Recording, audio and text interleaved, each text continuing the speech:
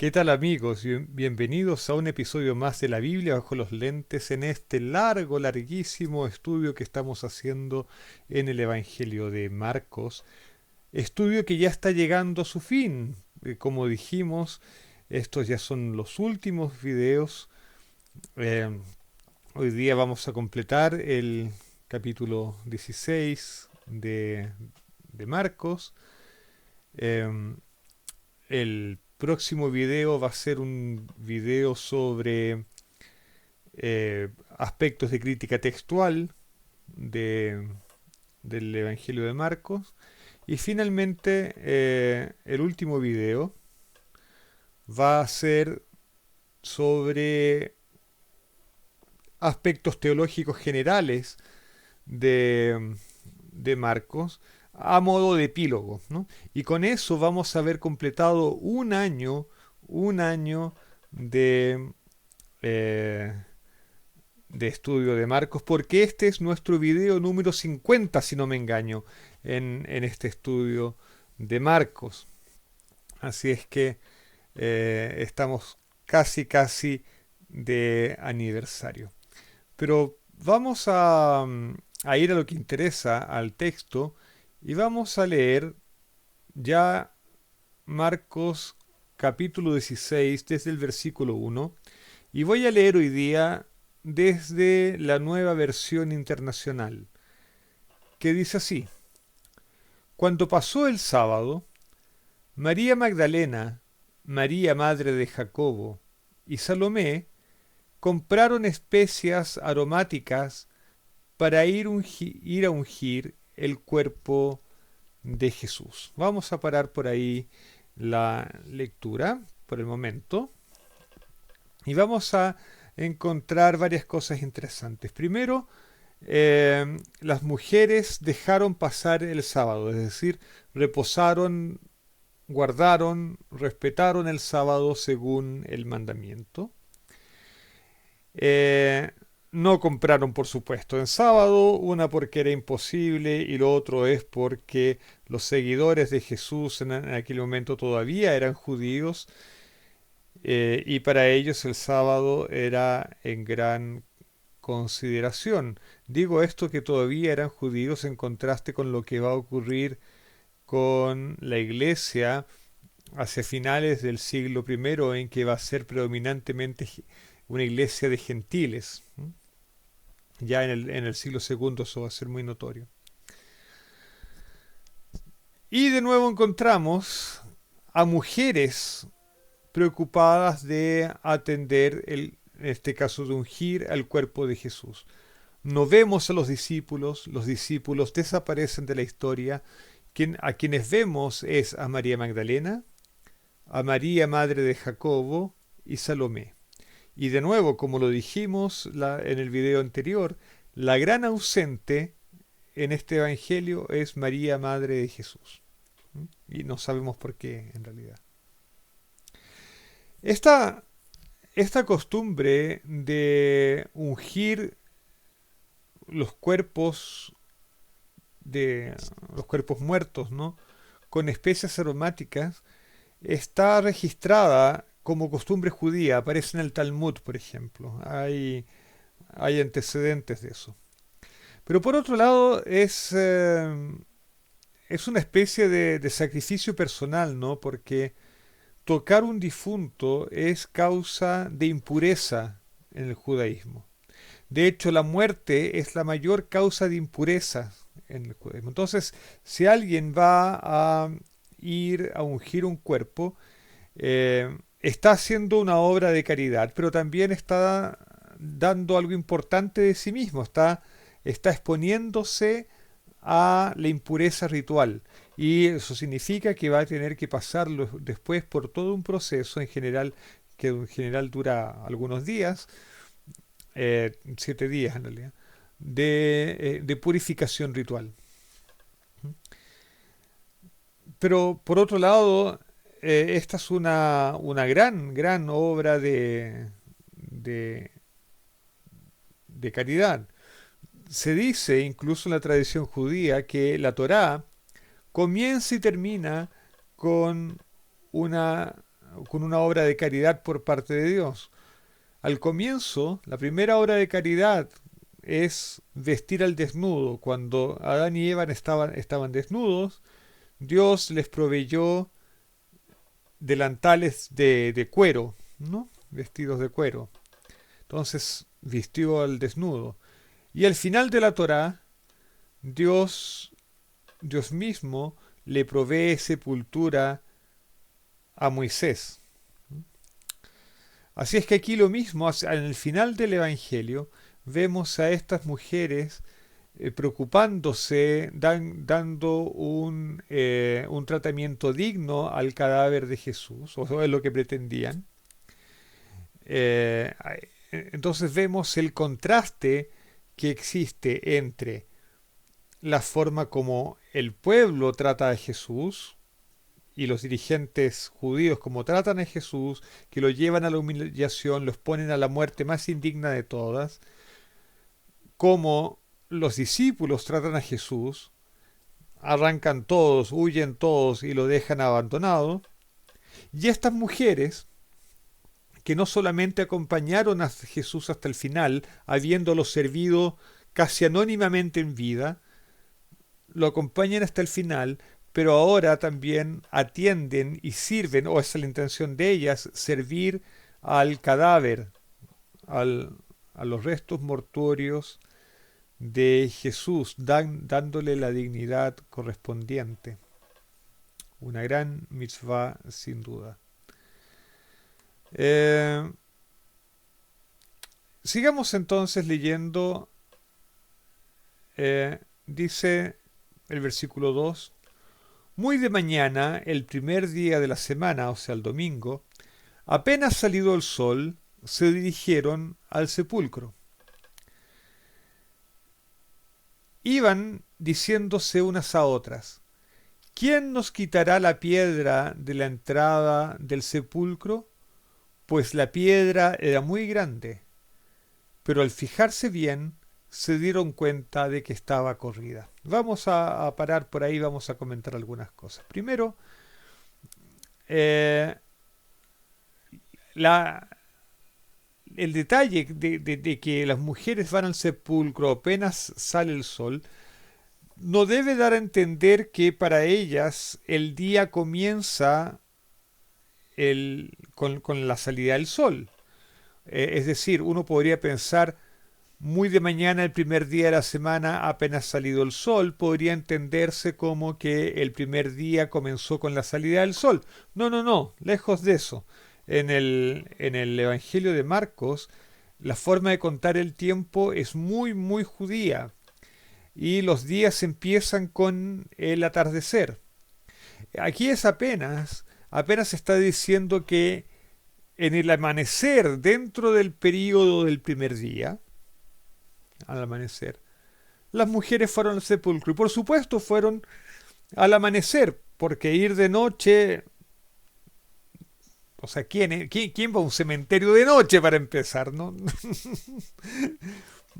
Eh, Además que no iban a poder ver lo suficiente, en esa época no había alumbrado público eléctrico, ¿no es cierto? Entonces, no era buena idea ir de noche, pero ellas apenas amanece, apenas tienen la oportunidad de hacer lo que querían hacer, que era ungir el cuerpo de Jesús, ellas van. Y esto habla de la diligencia de estas mujeres.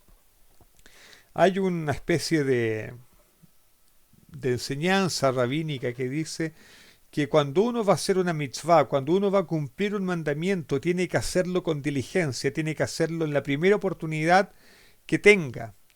No decir, bueno, no, esto lo hago después, lo dejo para más tarde, ahora me da flojera levantarme, 5 minutos más. No, no, no, no, no. Cuando haces una mitzvah, cuando cumples un mandamiento, tienes que hacerlo con diligencia a la primera oportunidad que tengas. Y es exactamente lo que hicieron las mujeres.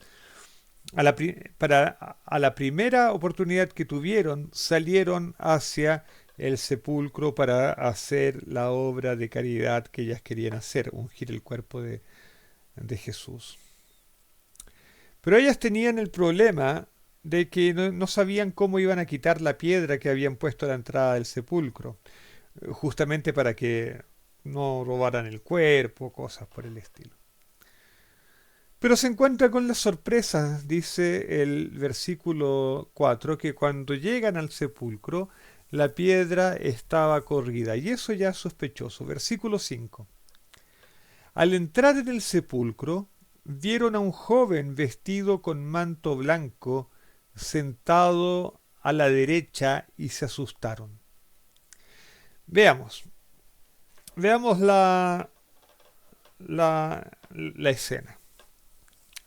Las mujeres entran a este sepulcro que ahora está abierto. El sepulcro estaba excavado en la roca, así es que probablemente, y sobre todo a las primeras horas del día, la visibilidad dentro del sepulcro debe haber sido mala. Y de repente encuentran a este joven vestido con manto blanco. El manto blanco aquí tiene un significado especial. El manto blanco indica origen celestial. De la misma manera que Jesús en la transfiguración, cuando se le apareció a él, se le aparecieron, ¿no es cierto?, Elías y Moisés, las ropas de Jesús cambiaron a ropas blancas resplandecientes. Aquí también encontramos a un joven vestido de ropas blancas, está indicando el origen celestial. Y estaba sentado a la derecha. Yo no consigo imaginar por qué es importante que diga que estaba sentado a la derecha. Podría haber dicho que estaba sentado solamente. Y aún eso hubiese sido considerado, yo creo, un detalle innecesario. ¿De qué nos interesa? ¿Por qué nos interesa si estaba sentado, si estaba en pie? ¿Qué diferencia hace que estuviera a la derecha o a la izquierda? Eh, eh, la actitud, la actitud que, que uno, que uno que a uno le es transmitida por esta lectura es casi que este muchacho las estaba esperando. Este muchacho de ropas blancas estaba sentado esperando que llegaran las mujeres. Y las mujeres claramente se asustan, ven a esta figura, ven a este muchacho, a este joven, sentado ahí, no saben qué está pasando, es un cementerio al final de cuentas. Y no hay mucha visibilidad en el interior. ¿Qué ha pasado? ¿Será un saqueador de tumbas? ¿Qué está pasando aquí? Versículo 6. No se asusten, les dijo. Ustedes buscan a Jesús el Nazareno, el que fue crucificado. Ha resucitado. No está aquí.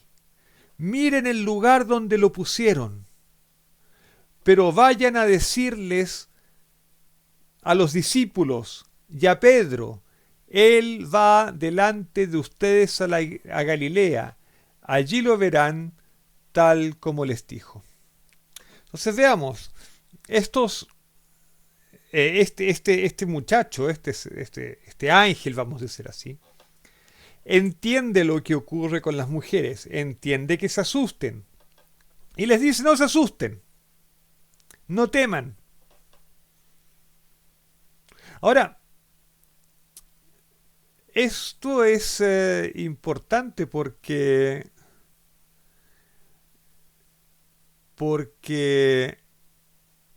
ese no teman recuerda a muchas de las apariciones de Dios en el Antiguo Testamento o del ángel de Jehová en el Antiguo Testamento. Cuando Dios se aparece a Abraham, por ejemplo, generalmente le dice no temas, no temas.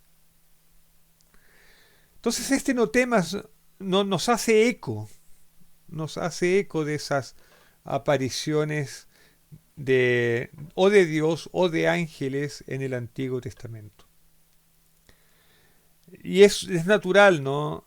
Hay un temor natural a lo sobrenatural, si es que me entienden. Hay un temor que es esperable de lo mortal frente a lo inmortal, frente a lo que es sobrenatural.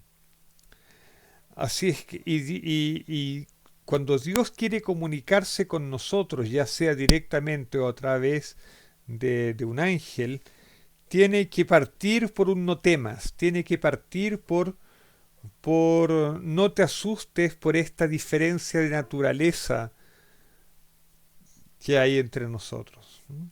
Y Dios reafirma entonces la voluntad de Él de acercarse a nosotros y comunicarse con nosotros. Y luego, este ángel les da a las mujeres casi la contraseña, ¿no? Para reafirmar su confianza, les dice lo que ellas están haciendo ahí. Miren, yo sé lo que están haciendo, yo sé a quién buscan, yo sé lo que sucedió con Jesús, yo sé que fue crucificado, y ahora les tengo una excelente noticia, no está aquí porque resucitó. Miren, vean ustedes, en el capítulo anterior, se dice que las mujeres colocaron atención a dónde habían puesto a Jesús. Entonces el ángel les dice, miren, verifiquen, acuérdense que aquí fue donde lo pusieron y ahora no está, no está. Ahora, déjenme hacer un comentario acerca de esto, porque una cosa curiosa es que en los relatos del Evangelio, en relato de los Evangelios, y en particular aquí en Marcos, no tenemos testigos de la resurrección, tenemos testigos de la tumba vacía, tenemos testigos la de, de la ausencia de Jesús en la tumba, pero no tenemos testigos del hecho de la resurrección en sí. Claro, ustedes me van a decir, tenemos testigos del Jesús resucitado, ok, lo que quieran, pero no tenemos testigos de el acto en sí de resurrección o del hecho de, de Jesús resucitando o de la piedra siendo movida. No tenemos testigo de eso. De eso tenemos el testimonio de ángeles, digamos, o de este joven. En el Evangelio de Mateo se agrega el detalle de la guardia romana que custodia la tumba para que el cuerpo no sea robado. En Marcos no se habla nada de eso, no se dice absolutamente nada de eso. Aquí no hay guardia romana.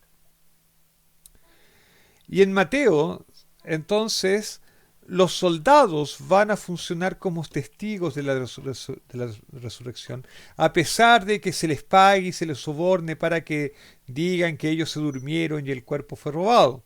En fin, pero en Mateo potencialmente tenemos a los guardias como testigos del hecho de la resurrección. Pero no es un testimonio que haya perdurado de primera fuente. Es solamente Mateo el que nos cuenta. En el Evangelio de Marcos no tenemos nada de eso, tenemos solamente el testimonio de la tumba vacía, pero no del hecho de la resurrección en sí. Tenemos que creerle al joven que estaba dentro de la tumba. Y no digo que no haya que creerle, no, lógico que no. Pero es parte de los detalles del Evangelio. Versículo 7. Pero vayan a decirle a los discípulos y a Pedro, Él va delante de ustedes a Galilea, allí lo verán tal como les dijo. En videos anteriores vimos que cuando Jesús predice su muerte, también les dice a los discípulos que se encontraría con ellos en Galilea. Acuérdense, los discípulos desaparecieron de la historia. Los discípulos están escondidos. En buen chileno están fondeados. Están escondidos porque están con miedo. Están con miedo de que la suerte que alcanzó a Jesús también los alcance a ellos. Que ellos sean perseguidos tal como fue arrestado Jesús, como fue perseguido Jesús. Así es que por eso el ángel le dice a las mujeres, digan a los discípulos, y especialmente a Pedro, al que negó, y por lo tanto el que se está sintiendo más culpable, díganle a los discípulos, y especialmente a Pedro, que regresen a Galilea porque se va a encontrar con ustedes en Galilea, donde todo comenzó. Y hay ocasiones en que se necesita volver al comienzo, retornar a los orígenes, porque es en el lugar de los orígenes donde se puede encontrar la sanidad, donde se puede encontrar el sentido de todo lo que había ocurrido en este tiempo, en este año, según el Evangelio de Marcos, que habían estado con Jesús. Ahora lo curioso es que los demás evangelios, por lo menos los sinópticos, colocan apariciones de Jesús en Jerusalén antes de las apariciones en Galilea.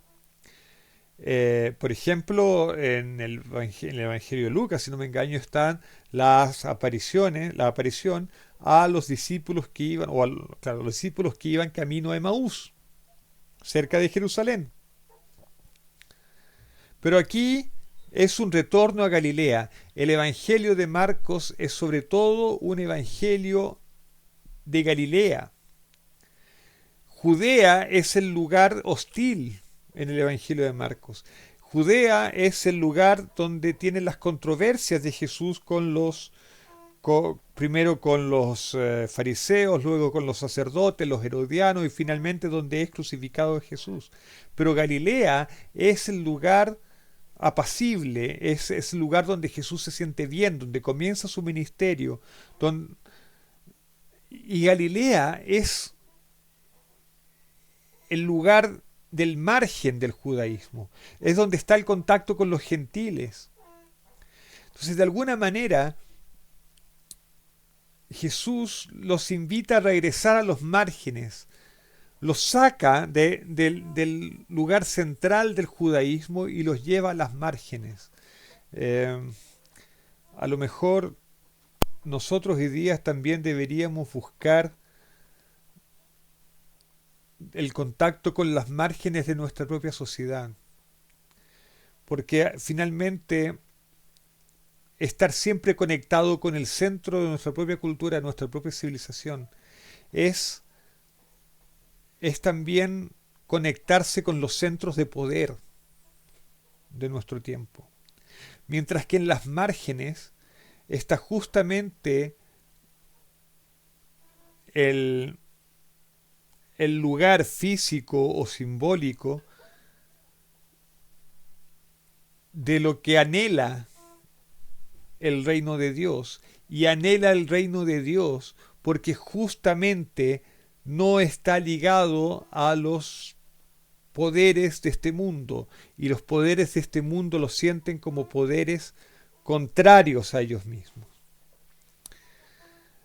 Entonces hay que volver a Galilea, hay que volver al margen, hay que volver al inicio también, para recuperar el sentido, para dar las explicaciones del caso, para poder entender qué fue lo que pasó y para poder rescatar, sanar las heridas, rescatar al propio Pedro. Por eso es que Pedro no puede faltar.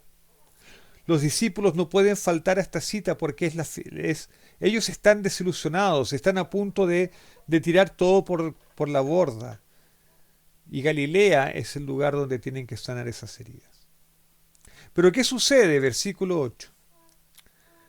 Ellas recibieron el mandato de ir y decirle a los discípulos, esta es la primera misión, y la misión al mismo tiempo más fácil y más difícil de todas, ir ellas, mujeres, a contarles a los discípulos las buenas nuevas de la resurrección de Jesús.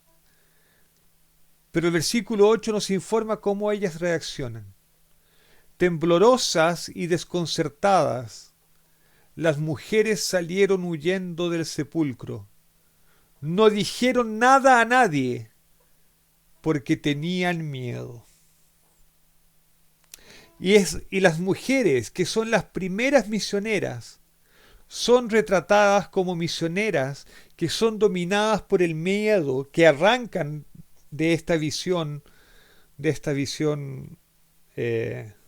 tan sorprendente, espantosa en el sentido original de la palabra, ¿no? Que nos causa espanto, ese asombro que nos saca de nosotros mismos. ¿Mm? Eh, entonces estas mujeres temblorosas, desconcertadas, llenas de miedo, salen arrancando y no le dicen nada a nadie y se callan la mayor noticia de todos los tiempos, la noticia de la resurrección. Y de alguna manera, estas misioneras son las primeras misioneras en sentir el miedo de comunicar la buena noticia de la resurrección. Las primeras misioneras que tienen miedo de comunicar el Evangelio. Y aquí termina el Evangelio de Marcos. El Evangelio de Marcos termina en el versículo 8 del capítulo 16. Los versículos 9 al 20 que aparecen en nuestras Biblias son añadidos posteriores, bastantes posteriores. Así es que no los voy a tratar hoy día, los voy a tratar en el próximo video, si Dios quiere, en la próxima semana. Y vamos a tratar el tema de cómo fueron añadidos esos versos, cuándo fueron añadidos, en qué manuscritos están, en qué no, y cuáles son sus características, qué es lo que dicen esos.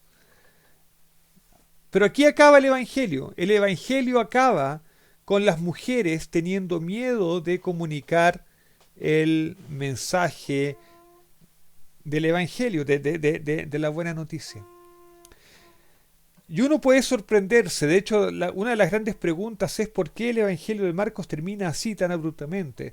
El final es tan abrupto que algunas personas han postulado que se perdió la última página del Evangelio. Ya vamos a discutir la próxima semana porque esa es una hipótesis que es un poco fuera de lugar. Déjenme decirles que no es el primer libro de la Biblia que tiene un final abierto, porque este es un final abierto, no cierra completamente. Acuérdense del libro de Jonás. El libro de Jonás también tiene un final abierto. No se nos dice qué sucede con Jonás. Dejamos a Jonás rabiando porque Dios no había destruido la ciudad de Nínive, pero no se nos dice qué pasa con él. Ni si se arrepiente, si le encuentra después la razón a Dios, no se nos dice nada. Seguramente Marcos dejó intencionalmente su evangelio con un final abierto. Y es como si Marcos nos preguntara, ahora que ustedes han leído, que han llegado al final del relato que yo escribí, ustedes ahora saben, se han enterado de qué sucedió con Jesús, que Él resucitó. Y la pregunta, señores lectores del Evangelio, es ¿qué van a hacer ustedes con esa noticia? La pregunta que Marcos me hace a mí, a Alfonso Cervec, es ¿qué vas a hacer tú, Alfonso, con la noticia de la resurrección? ¿La vas a comunicar? ¿Le vas a decir a los discípulos, le vas a decir a la demás gente que Jesús resucitó? ¿O te va a ganar el miedo y lo vas a callar? Y vas a dejar a Pedro sufriendo.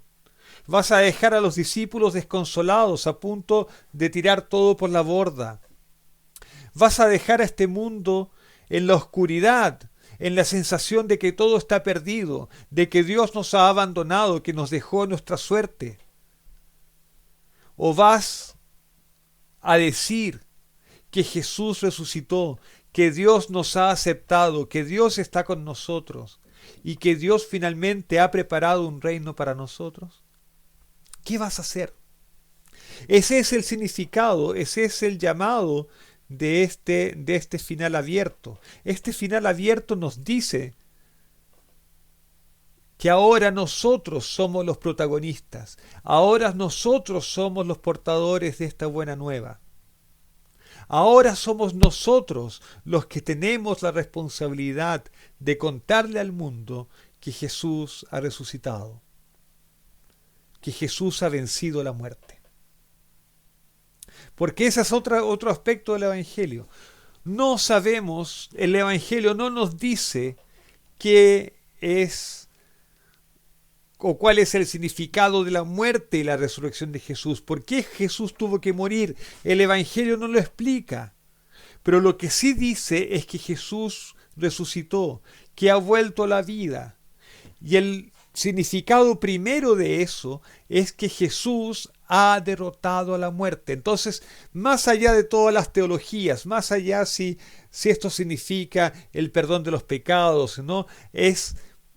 La buena noticia es que Jesús ha derrotado a la muerte.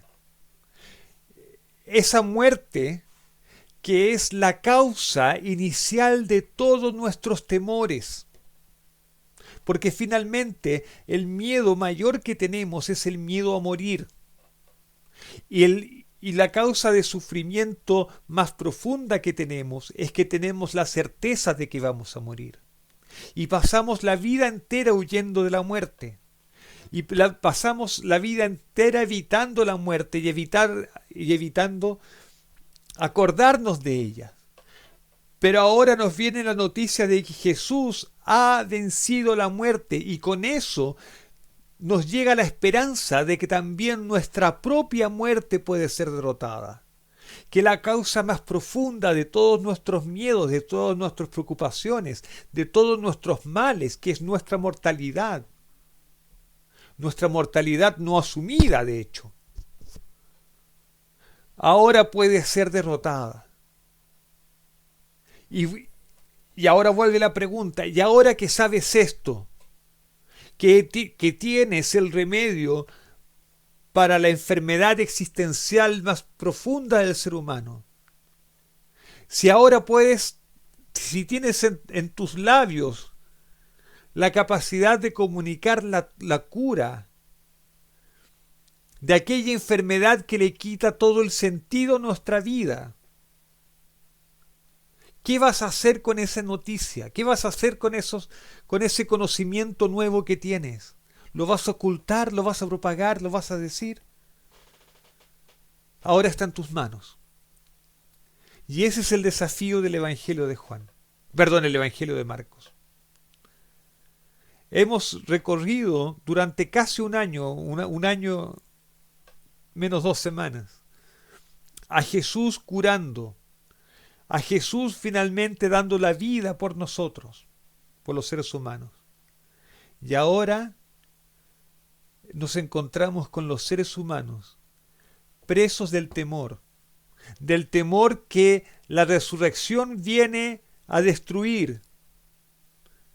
Continuamos presos de ese temor para no comunicar la noticia que destruiría nuestro temor. Esa es la paradoja existencial a la que nos vemos enfrentados. Y es la paradoja que tenemos que resolver. Y es en este punto en que yo los quiero dejar por hoy, para que ustedes reflexionen, para que ustedes puedan meditar, reflexionar y finalmente interiorizar qué significa la resurrección para sus vidas y qué significa la resurrección y la noticia de la resurrección y qué responsabilidad trae la noticia de la resurrección en tanto compromiso con nuestros congéneres, compromiso con ese Pedro que está sufriendo, con esos discípulos que están temblando, y que están en la depresión más profunda, porque al parecer su vida, la dedicación de su vida, ha perdido todo sentido. En la resurrección de Jesús encontramos la respuesta a la pregunta existencial más terrible. ¿Por qué vivimos si al final moriremos?